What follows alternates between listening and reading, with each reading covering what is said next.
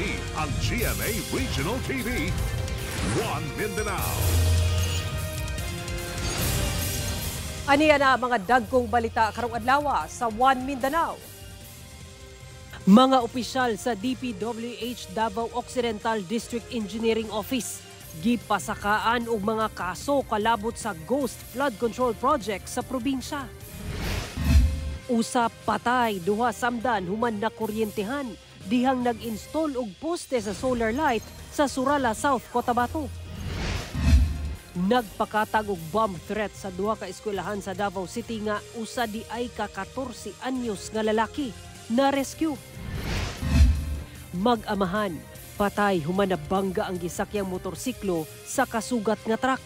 Inahan nga angkas, samdan.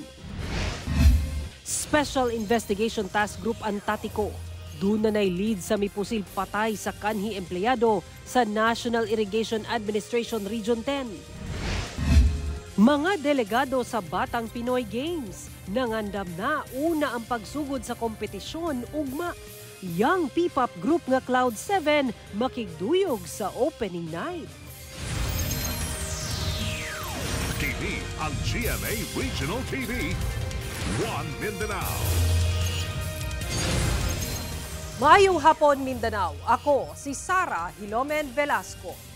Gipasakaan na og kasong graft ug malversation sa Department of Public Works and Highways ngadto sa Office of the Ombudsman. Ang 8 ka mga opisyal sa DPWH Davao Occidental District Engineering Office ug ang kontraktor nga nalambigit sa nadiskubreng Ghost Flood Control Project sa lungsod sa Jose Abad Santos. Sugda na sab sa DPWH ang dismissal proceedings sa maong mga opisyal. Ani ang report ni Argil Relator. Gipasakaan og kaso ngadto sa Office of the Ombudsman sila DPWH Davao Occidental District Engineer Rodrigo Larete, OIC Assistant District Engineer Michael Awa, OIC Chief sa Construction Section Engineer Joel Lumugdang, Project Engineer Harold John Villaver, Quality Assurance Section Chief Engineer Jafael Faunilian, Planning and Design Section Chief Engineer Josephine Valdez, Maintenance Section Chief Engineer Ranulfo Flores, Finance Section Acting Chief Zarayan Ubungen, ug ang kontraktor nga St. Timothy Construction Corporation nga girepresenta sa usa ka Maria Roma Angeline Remando ug si Zara Rowena Discaya. Kasong graft ug malversation ang gipasakang kaso kanila. Sugda na sab sa DPWH ang dismissal proceedings sa maong mga gipangkasuhang opisyal. Imbestigahan sab sa Ombudsman ang Statement of Assets, Liabilities, and Net Worth o SALN nila. Niadtong katapusan sa Setyembre, dihang nadiskubre mismo ni DPWH Secretary Vince Dizon ang 96.5 million pesos nga kantidad sa Ghost Flood Control Project sa Jose Abad Santos, Davao Occidental. District level below 150 million pesos yung mga proyekto. Ang ibig sabihin nun, lahat nung mga bidding, lahat ng pag-implement kuno ng mga proyekto, yung pagbayad sa mga kontratista ay nangyari sa level ng District Engineering Office. No, lahat ang pagbayad, ang pag-approve, pag-certify, lahat nangyari. So yun muna yung initial na pwede nating kasuhan dahil yun ang pinapakita sa atin ng ebidensya. Hinoon, inisyal lamang kini kay kung makakuha pa og dugang ebidensya ang DPWH ingon man testimonya, posibleng madugangan pa ang mga personalidad sa sulod ug gawas sa ahensya nga pasakaan og kaso. We will look into the allegations that Claudio Bautista, the congressman from there, at that time, I think, siya pa yung congressman, is a beneficial owner of the construction company. Ginapangayuan pa og pahayag ang mga nahisgutang opisyal. Ako si Argil Relator. One Mindanao. Usa ang patay samtang duha ang samdan human na kuryentehan dihang nasangit sa linya sa kuryente ang gipatindog nga poste sa solar light sa Surala South, Cotabato. Ang detalye sa report ni Efren Mamak. Patya nyo susi, patya nyo. Gandar, patya lang. Hugtanong gisugyot nining usa ka residente sa lain pang residente nga tanggalon ang susi sa usa ka forklift aron muundang kini sa pag-andar human tulo ka individual ang nakuryente sa crossing Tiboli, Barangay Libertad, Surala, Cotabato pasado alas 2 sa hapon adlong Huwebes. Gani makita kining usa ka lalaki nga nag-edad og 51 anyos kinsa tapad sa mong forklift nga giatiman sa usa ka residente. Samtang sa pikas bahin sa lugar, dunay 23 anyos nga lalaki nga naka-color blue nga sweatshirt ang nagbuyod na ug wala nay panimuot. Gidala kini sa ospital apan nadeklara kining dead on arrival. Samtang dunay laing usa pa ka biktima ang girescue sa mga personahe sa BDRRMC ug gidala sa ospital. Nag-edad kini og 37 anyos ug ana-ana sa maayong kahimtang. Matud sa BFP Surala, igo lang nagpatindog og poste sa solar light ang maong mga biktima gamit ang forklift apan aksidente kunong naigo ang poste sa kable sa kuryente ug didto na kuryente. Yung according dun sa mga kasama nila sir, para nag-install sila ng yung poste ng solar light dun sa kanto mismo. So parang nasagi nila yung wire ng kuryente. Wala sab kunoy gigamit nga protective gear and equipment ang mga biktima. Wala talaga sir, ultimo gloves wala sila sir. Nawala sab ang kuryente atol sa hitabo. Hinoon nabalik lang kini paglabay sa pipila ka minutos human giaksyonan sa South Cotabato Electric Cooperative 1. Apan sa gipagulang pahayag sa maong buhatan sa social media, giklaro niini nga dili nila proyekto ang pag-ayo ug pagtaod og poste sa solar light. Ginasuta sa nila kung kinsa ang maong grupo nga nagtaod niini. Ginaimbestigahan pa sa Surala Police ang giingong grupo nga nag-install sa maong poste sa solar light.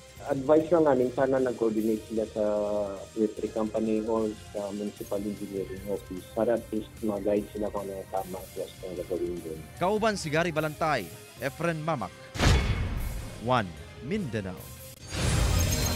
Na-rescue sa Talomo Police sa Davao City ang menor de edad nga maoy nagpakatag og bomb threat sa duha ka eskwelahan sa Talomo ug Matina area. Aning report ni Argil Relator. Pinaagi sa social media post, di nakalatig nga gitamnan niya og landmine kung asa gi-share niya ang post nga nagatapok ang mga estudyante sa field sa Daniel R. Aguinaldo National High School o DRANS. Nailhan sa kapulisan ang nagpakatag og bomb threat. Naila kini nga usa ka 14 anyos nga lalaki. Gisubay ang panimalay sa maong minor de edad ug malampuson siyang na-rescue. Sumala sa kapulisan, aminado matud pa ang minor de edad nga siya ang nagpasiugda sa bomb threat. Pinaagi sa paggamit og daghang social media accounts aron nagpakatag og bomb threat lakip ang sa Talomo National High School.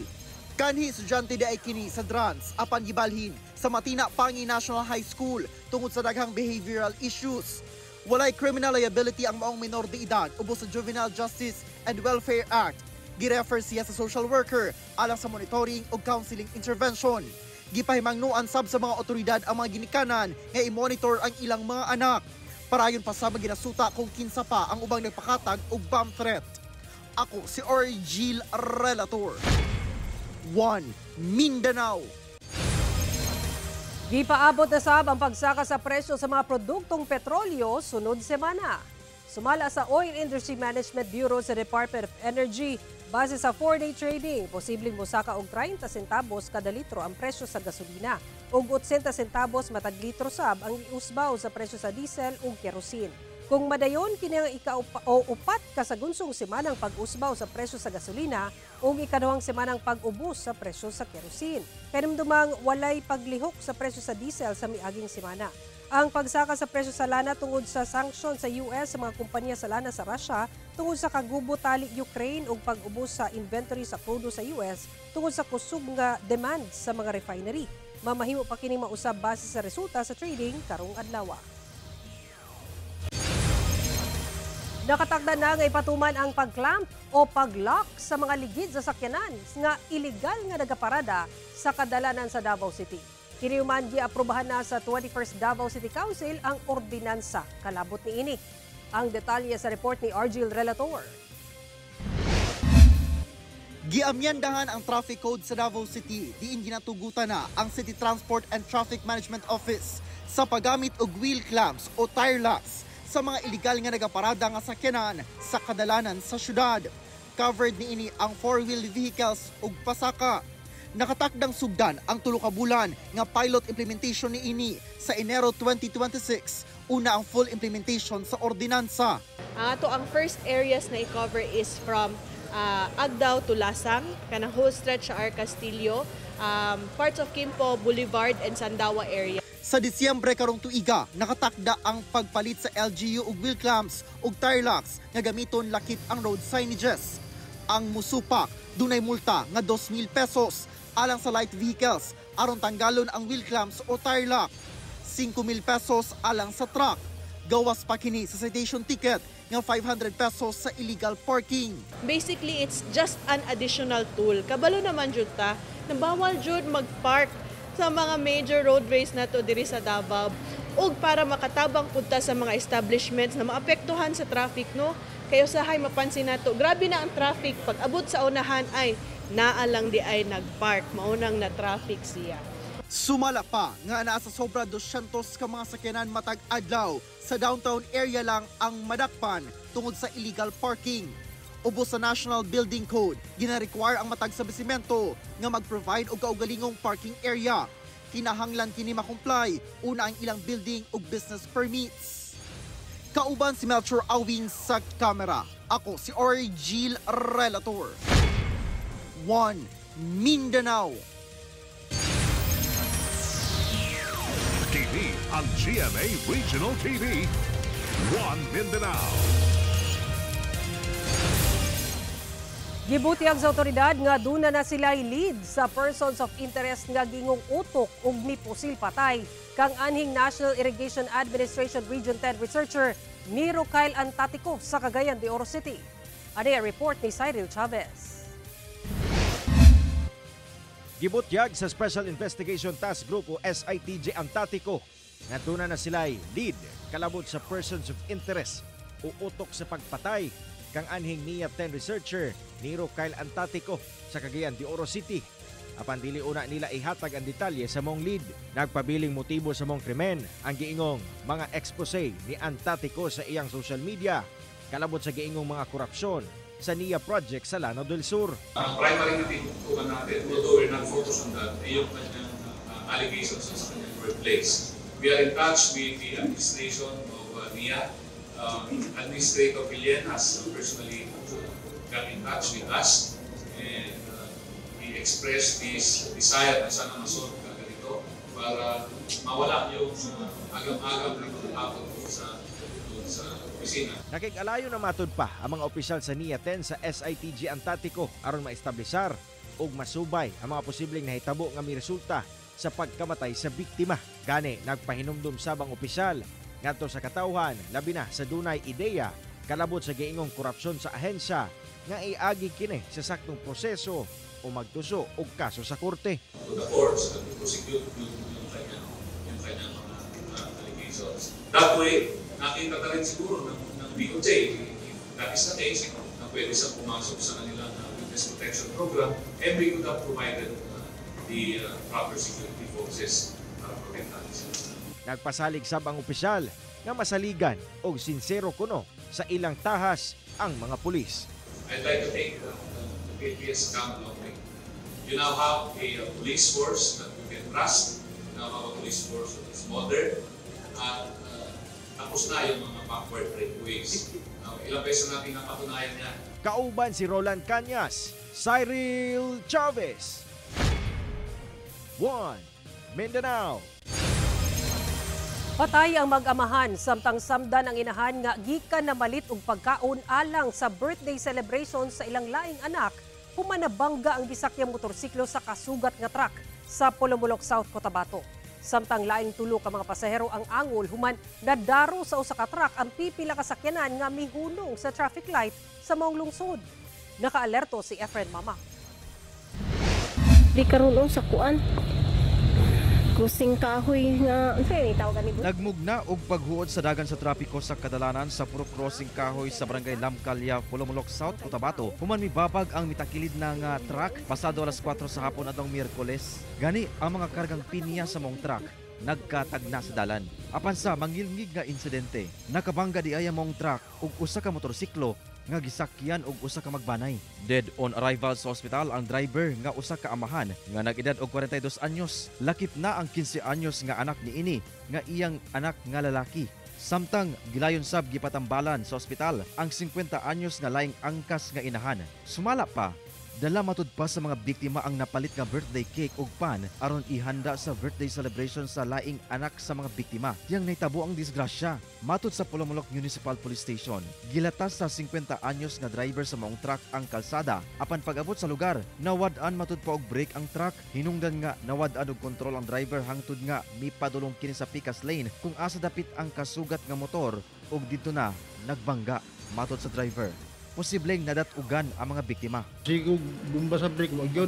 Ito nga, tanaw ko sa walang bahin. Limpyo man mo na akong giliko dito. Nawa ako ka bantay diya itong motor. Dito po din sila padto po diyan. Mulikay po din sila laon tao. Lalom na siguro sila. Nailalom? Oo, okay. Mag-not balance po itong driver kay matarantar po siguro na ako din naman ginako mapungka, din na ako maliso po ng mga bila. Gitagad na sa kabanay ang patayng lawas sa mga biktima. Ginasulayan pa kining makuhaan og pahayag. Samtang ana sa kustodiya sa PNP ang driver og dangayo og pasaylo sa kabanay sa mga biktima. Wag na ako tutuyo agad. Mahimo pa lang galing ta. Nga ako na lang tagi ko ayaw lang bata. Luwi kayo. Wag na ako damhang nga ato bitabog ba. Apan una ni ini, laing disgrasya sab ang nahitabo kung asa nadaro sa forward track ang usa ka tricycle nga anaa sa unahan niini sa stoplight sa corner sa Pioneer Avenue, Barangay Poblasyon, banda 8:30 sa buntag adlawng Miyerkules sab. Apan una na di ay niining nadaro ang laing 8 ka sakyanan nga gilangkuban sa pipila ka pickup vehicles ug pipila ka motorsiklo. Sa investigasyon sa PNP, gilata sa maong forward cargo truck ang National Highway apan nawad-an matud pa og brake. Hinungdan nga nawad-an og kontrol sa pagmaneho ang lalaking driver. Ang resulta, midiretso kini og bangga sa mga nakahunong nga sakyanan. Atol sa itabo, samdan ang tulo ka mga babae nga pasahero sa nagkadayang sakyanan nga nabanggaan. Gilayon silang gidala sa ospital. Nagpadayon pa ang settlement sa tanang kampong nga nanambigit sa insidente. Inakuan pa sila og pahayag lakip ang driver sa truck. Kauban si Gary Balantay, Efren Mamak, 1 Mindanao. Kapin 17.5 million pesos nga smuggled nga sigarilyo nga buot ipuslit gamit ang usa ka bangka ang nasakbit sa otoridad sa kadagatan sa Basilan. Moabot sa 300 ka karton sa foreign brand nga sigarilyo ang nasakmit sa mga personahe sa Western Mindanao Naval Command aton sa ilang maritime patrol sa kadagatan sa Basilan adlawng Lunes. Mukan tinad kini sa kapin 17.5 million pesos. Matod sa otoridad, nasakmit ang maong kontrabando human mapalgan ang usa ka bangka nga gikargahan niini nga kadudahan sanglit gitabunan kini pag-ayo. Apan dihang inspeksyon, mitambad nga sigarilyo di ay ang karga niini. Gumikan walay gipakitang igong dokumento ang 8 ka mga tripulante ato sa inspeksyon. Gilayon kini gidakop sa otoridad nga posibleng mag-atubang og kasong may kalabutan sa anti-smuggling. Ginasulayan pa kini makuhaan og pahayag. Gilayon sab gi-turn over sa Bureau of Customs sa mga nasakmit nga items alang sa saktong disposisyon. Mga kapuso, nagsugod na ang big time pamaskong handog nga proof of purchase promo sa GMA nga mo ang Kapuso Big Time Panalo Season 4. Over 7 million pesos ang ipanghatag lakip ng upat kami makadaog og tig 1 million pesos para sa lucky mamimili og sari-sari store owner sa Grand Draw. At ang iyang swerteng makadaog og pangkabuhayan package worth 50,000 pesos, gawas pa sa makadaog og 1,000 pesos daily og 7,500 pesos weekly cash prizes. Ipadala lang ang inyong entries hangtod December 26, 2025. Ihulog kini sa GMA Regional TV and Radio stations, participating Mercury Drug branches ug ubang outlets sa Pure Gold nationwide. Ang jingle sa network promo gikanta ni The Clash 2025 big winner, Jong Madaliday. Mga kapuso, magbantay sa fake news, fake Facebook accounts or scam text. Tutok lang sa GMA o mobisita sa official Facebook page ng GMA Promos alang sa complete mechanics and announcements. Join na, kapuso! Karong Domingo na ang last blind audition sa The Voice Kids ug ang star-studded nga part 2 sa Bubble Gang 30th Anniversary Special kung asa guest for the first time si Meme Vice Ganda. Kinsa ka ang mukompleto sa matag team sa The Voice Kids. 5 spots na lang ang nabilin usa alang sa Project Z ni Coach Zach Tabudlo. Duha alang sa bengkada nila Coach Ben and Ben ug tag-usa alang sa Team Believe ni Coach Billy ug sa Jules Squad ni Coach Julian San Jose. Karong Domingo na kana sa alas 7 sa gabi. Samtang star-studded gayud ang Part 2 sa 30th anniversary special sa Bubble Gang kay makauban si Meme Vice Ganda for the first time. Anaasab si former PBB housemate Esnir. Samtang mag-atubang na si Paulo Contis isip Emil Maangil ug 24 oras sa anchor Emil Sumangil. At ang iyang makalingaw nga episode sa Bubble Gang 30th anniversary special sa Domingo 6:10 sa gabi.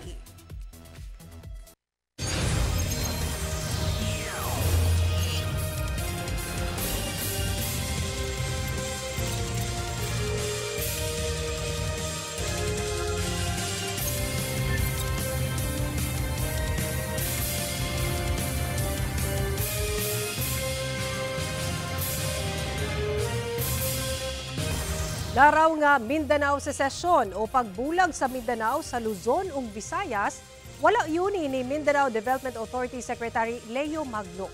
Samtang nagkareyang infrastruktura alang sa paglambo sa Mindanao, gihisgutan sa ikadawang hugna sa Mindanao Infrastructure Summit nga gipahigayon sa Cagayan de Oro City.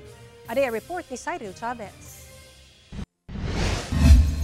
Mikatag sa social media ang post ni Cavite Congressman Kiko Barzaga kung asa gihisgutan ni Ine ang Mindanao Secession o ang panawagang bulago na ang Mindanao sa Luzon ug Visayas ug mubarog isip usa ka nasod. Among video nakaani og nagkadayang reaksyon gikan sa mga netizen kung asa adunay supak ug aduna sa mga mipabor.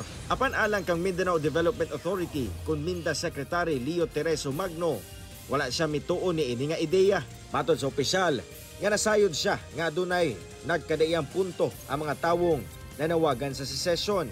Apan wala man pasagdi ang isla kuno ug adunay mga plano alang sa padayong paglambo ni ini. Pero ako naniniwala nag-iisang bansa tayo, iisang Pilipino na dapat magtulungan sa oras ng pangangailangan.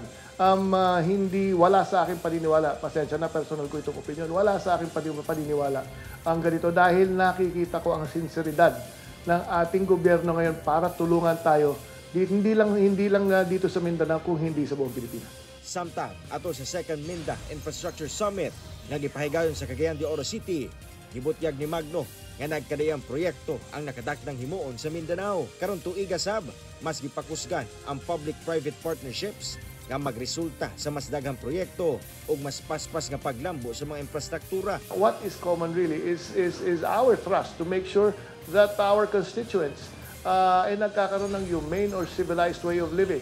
May pagkain na araw-araw sa hapagkainan, may kuryente, may tubig. Present sab sa mong summit ang nagkadayang private partners sa gobyerno kung asa ila sab gipadayag ang ilang mga proyektong pagatukuron ug nahumana.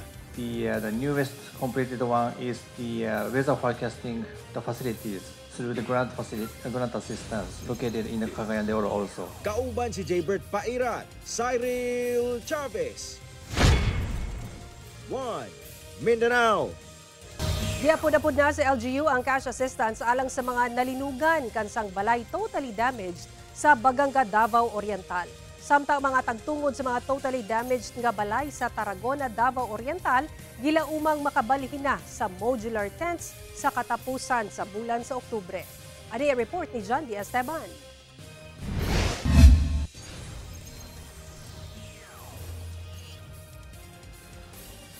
Alang nga sa mga tagtungod nga totally damaged ang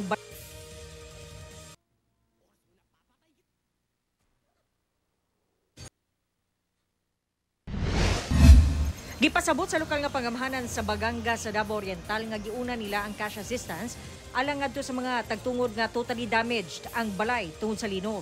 Natong Biyernes gisugdan ang pagapod-apod niini. Makadawat man daw gihapon ang mga nanag-iya sa partially damaged nga balay nga na-validate na sa LGU. Ang totally damaged 217 samtang anaa sa 805 ang partially damaged. Hindi porket may bitak ang bahay natin, kahit yung finishing lang yung crack, pwede na natin isabit yung for assistance kasi mas bibigyan natin ng date yung talagang nasisira yung mga bahay, hindi kasira sa bahay. So hindi basta-basta dahil may crack, yun na yun, No? So, kailangan nating i-validate para matingnan talaga yung veracity ng mga reports nila.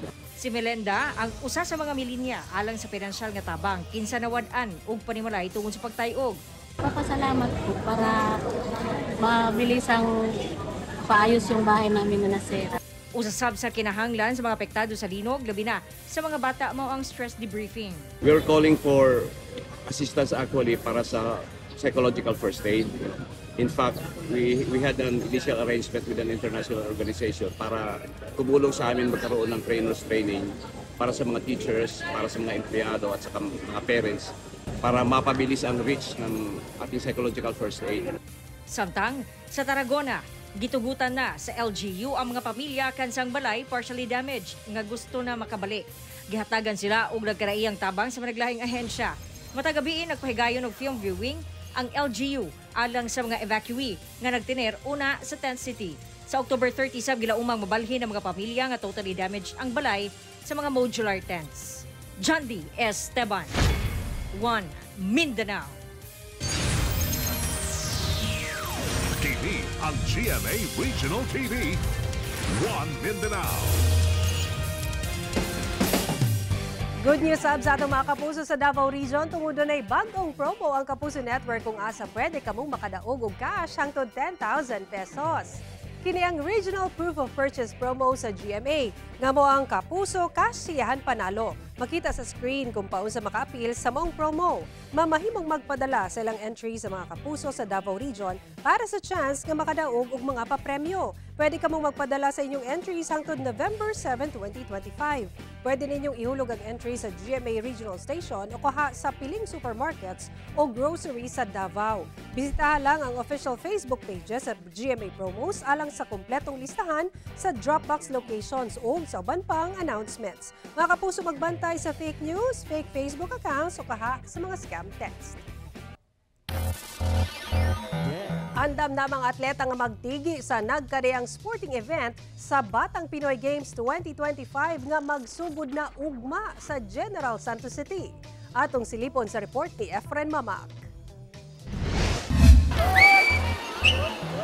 Una pa man ang grand opening sa Batang Pinoy Games sa Sabado, October 25. Gipahimusla na sa mga atleta kining dakong pool sa Acheron Sports Complex sa General Santos City aron mag-practice sa sport nga swimming. Gani, usa sa mga delegado nga magtigi dinhi mao ang taga Pasig City kinsa nahimong overall champion sa minabayng Batang Pinoy competition ug sa dula nga swimming. Duna kini karon 40 ka mga atleta. Pasig Swim! Pagka nakapag-cooperate na kami lahat, kaya namin gawin. As much as possible, gusto namin sama-sama kami kahit sa kami magpunta. Samtang sa dula nga archery, andam sab nga magtigi ang unom ka mga atleta nga gikan sa probinsya sa Isabela alang sa sport nga archery. Kaya po. Parang ilalabas po namin lahat ng pinaghirapan namin. Dili sab magpalupig ang 17 ka atleta sa susamang sport nga taga Gensan. Archery kasi is a very unique sport and bihira lang talaga siya. And it is one of the pride of Gensan to produce best archers here in the Philippines. Matud sa Gensan LGU, halos tanang delegado ana-ana sa Gensan o gipahimutang na sa ilang mga billeting venue. Mipasalig sab ang LGU nga engrande ang mamahimong grand opening sa mong national sport event. Marami po tayong mga surprises and then this is gonna be a grandiose opening program. For sure, ma-enjoy ang lahat ng mga athletes and all the participants. Ito po yung first time ng Batang Pinoy na magkaroon ng more than 20,000 participants. Kauban si Gary Balantay, Efren Mamak, 1 Mindanao. Back-to-back star-studded events are coming your way sa atong mga kapuso diha sa General Santos City ug sa Isulan, Sultan Kudarat karong weekend. Celebrate youth and sports excellence sa Batang Pinoy Games 2025 sa General Santos City kauban ang Cloud 7. Makisadya sila Johan, Lucas, Egypt, Migs, Cairo, Fian, and PJ sa Antonio Acharon Sports Complex sa Gensan atol sa opening night. Ipahigayon ka na ugma October 25 sa alas 7 sa gabi. Samtang join the Clash 2025 Grand Champion Jong Madaliday sa iyang pagharana sa Kalimudan Food Bazaar nga kabahin sa pagsaulog sa Kalimudan Festival 2025. Kita-kits sa Capitol Grounds sa Isulan Sultan Kudarat sa Domingo, October 26 at 6 p.m. Let's jam and have some fun, kapuso!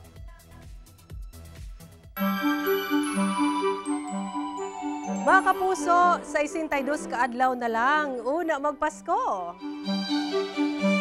Kung mo kato ang mga uling balita sa Mindanao karong adlaw, mamahimo ninyo kinamakita pag-usapi na agi sa pagbisita sa official website sa GMA Regional TV o bisitahang among official YouTube channel ug i-click ang subscribe button para sa pinakauling balita. Daghang salamat sa atong mga kapuso sa Mindanao nga nagalantaw kanamo og sa atong mga kapuso abroad.